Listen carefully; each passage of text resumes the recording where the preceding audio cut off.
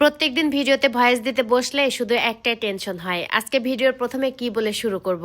আমার মনে হয় কি সব আপুদের মনে হয় এই একটাই টেনশন হয়, সারাদিন কাজকর্ম করি আর একটাই কথাই শুধু মাথার ভিতর ঘোরাঘুরি করে যে আজকে তো বড় ভিডিও দিতে হবে, আজকে ভিডিওর প্রথমে কি বলে শুরু করব। তো যাই হোক, আসসালামু আলাইকুম, সবাই কেমন আছেন? আশা করি অনেক ভালো আছেন। আমি আল্লাহর রহমতে অনেক ভালো আছি। তো আজকের ভিডিওটা কিন্তু সকাল থেকে শুরু করেছি, এই তো মাদ্রাসা থেকে এসে সকালে নাস্তাটা করে নিয়েছি। আর আজকে সকালে সেভাবে রান্না বান্না করিনি, ওই যে বাহির থেকে পরোটা নিয়ে এসেছিলাম, আজকে ছোট ছেলের পরীক্ষা ছিল তো বাইরে যেতে হয়েছিল, তো রান্না বান্না কিছুই করে যায়নি, তো ওইখান থেকে পরোটা নিয়ে এসে তারপরে খাওয়া দাওয়া করে এই যে আবার চলে আসলাম দুপুরে রান্না বান্না করার জন্য। তো গতকাল রাত্রে আপনাদের ভাইয়া ওই যে মলা মাছ নিয়ে এসেছিল, তো অনেক দিন হয়ে গেছে ছোট মাছ খাওয়া হয়নি, তো আপনাদের ভাইয়া গতকালকে নিয়ে এসে বলতেছে যে অনেকদিন পর কিন্তু ছোট মাছ এনেছি, আমাকে সুন্দর করে রান্না করে দিও। তো সবকিছু ঠিকঠাকই ছিল, তো মাছগুলো দেখার পরে না আমার যেন কেমন যেন একটু সন্দেহ সন্দেহ লাগতেছিল।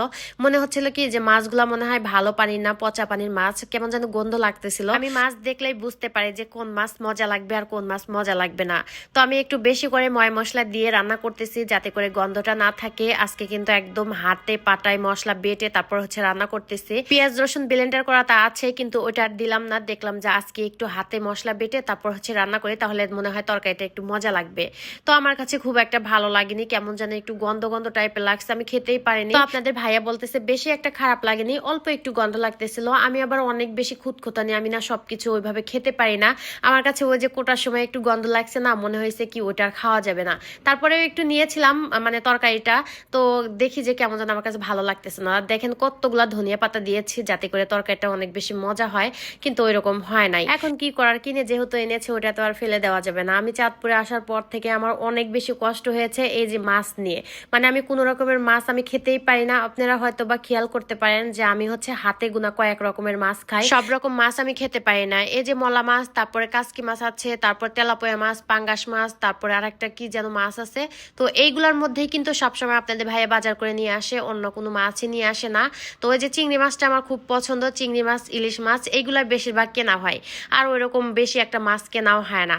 তো যাই হোক, ওই যে মাছের মাথাগুলো আর ফেলে দেয় নাই, সেটা ভর্তা করেছি। একদম ভর্তাটা কালো কুচকুচা হয়ে গেছে, এই ভর্তা এরকমই হয়। আর এই যে আমার তরকারি রান্না হয়ে গেছে, তারপর শাকভাজি করে নিয়েছি, ভাতও রান্না করেছি। তো এই ছিল আজকে রান্না বান্না। রান্না বান্নাটা আমি খুব বেশি ভালো করে ওইভাবে দেখাইনি, কারণ প্রত্যেকদিন রান্না বান্না দেখাতে দেখাতে আমার আর ভালো লাগে না, একদম বিরক্ত হয়ে গেছি। আর রান্না বান্না না দেখালে আর দেখাবো বাকি। তো যাই হোক, দুপুরে খাওয়া দাওয়া করে ছেলেকে নিয়ে একটু ঘুমাইছিলাম। তো ঘুম থেকে উঠে বড় ছেলে বলতেছে যে আমাকে একটু বড়া বানিয়ে দাও, তালের বড়া। অনেকদিন ধরে তালের রসটা ফ্রিজে পড়ে আছে, আমি কিছু বানাইও না আর শেষও হচ্ছে না।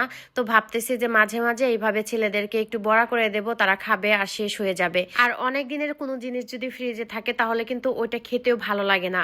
তো যাই হোক, একটু উল্টিয়ে দিচ্ছি আর বারবার তো একটার সঙ্গে একটা লেগে যাচ্ছিল।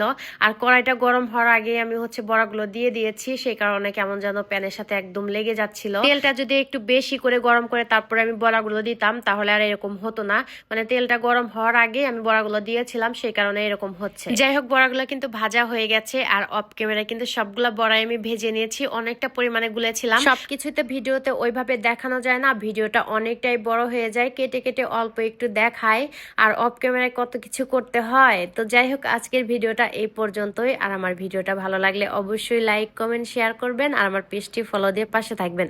সবাই ভালো থাকবেন, সুস্থ থাকবেন, আল্লাহ হাফিজ।